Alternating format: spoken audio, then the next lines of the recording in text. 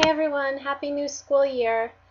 I'm Miss Fulton lots and I hope that you are all doing well. Before I get started, I just wanted to share a quick story with you. So today was the first day of school at my new building, and at one point in the day I crossed paths with this adorable little first grade girl. And she said, "Hey, like we were old friends or something. Don't you remember me?" And she said, "I know you." I was like, you do?" She said, "Yeah, you used to help me learn when I was in kindergarten." And I said, "No, I don't think that was me. I just moved here actually, and today's my first day at Tucker." And she said, with the most serious of tones, she said, "Oh, well, maybe that was in a past life or something." So Jill asked me to take a few minutes to talk about the work with backwards design that I took on in my past life at Fulton. Many of you too took on this same work last year. I attribute many of the student successes in my classroom to this very focused work. I hope those of you that took it on as well have found some of your own successes. So I'll just briefly summarize some of the key components in this work as I see them. So the first, what. Here I work to understand and identify what the big ideas are that are embedded within the standard, and within that standard, what it is that my students will eventually need to be able to do on their own in order to meet that standard. I also work to determine what important or essential questions are raised and will guide inquiry from this content. So then the next, the how. How will I know that they have it? And really, it's not just if they have it, but if they can transfer those big ideas as well.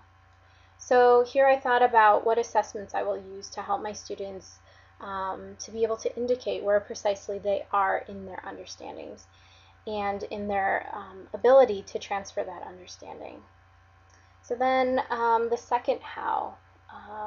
So how will I plan for the learning activities that are needed to equip students in meeting the standard? And then also, what should I be doing to make them more independent so eventually they will be able to transfer their understandings? With math content in general, it lends itself to inquiry-based learning. However, sometimes learning was in a process or a skill, and I think it's important to differentiate the type of learning that will occur.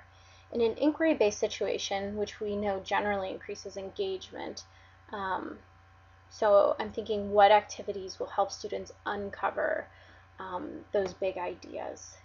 It was also important here that I thought about how I would support my students in being focused on that learning. And so I would think about the questions I'd ask to frame the learning, also the language structures that I might provide, models or other supports or even extensions. I also deliberatively plan for unwrapping the objective with the students using the 5-step process.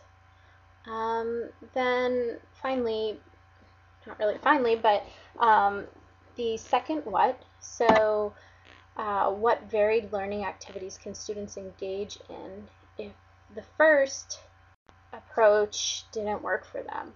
Or what additional practice or supports may need to be in place for those students? So really here, though, as well as during the second how, or those initial learning activities, I'm thinking, when I'm a teacher, when should I be a coach, and then also when should I facilitate discovery? So I think even during the second what, you can be thinking about your role. Also thinking about the process of, I do, we do, you do, I watch, and you do independently. So sometimes my planning for this part would occur after the lesson, so I could see exactly where the breakdown was and plan accordingly. So that's kind of backwards planning as I see it in a nutshell. And I hope that you've in some way found this helpful, maybe just in reflecting on your own practice. I certainly am continuing to learn and practice um, this process, but I truly believe that this sort of focused, student-centered approach across all content areas will prove effective. I wish you all the best, and I hope that you'll keep in touch.